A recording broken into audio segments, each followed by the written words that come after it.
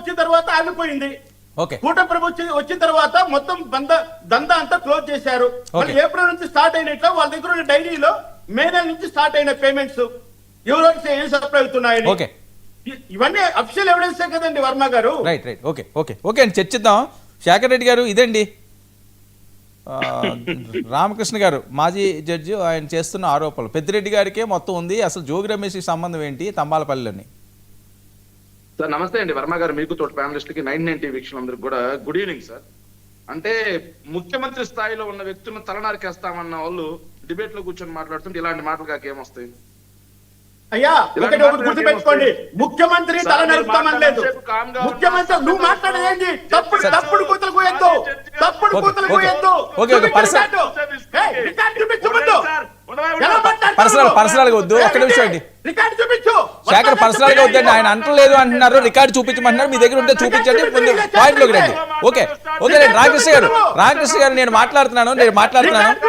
సరే నేను మాట్లాడుతున్నాను. రామకృష్ణ గారు ఒక్క నిమిషం అండి.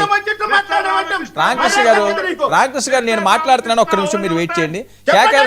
శేఖర్ వినండి. సరే నేను మాట్లాడుతాను. రామకృష్ణ గారు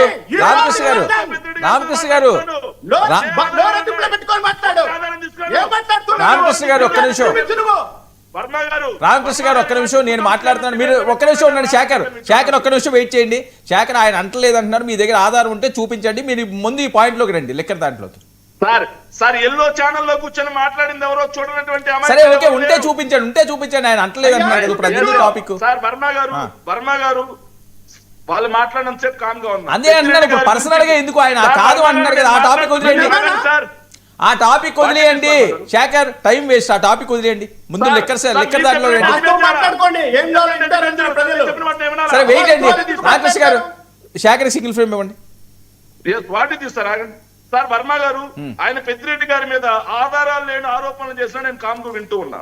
నేను మాట్లాడినప్పుడు అతను విని రాసుకొని మాట్లాడితే సభ్యత సంస్కారం ఉంటుంది, గౌరవిస్తాం.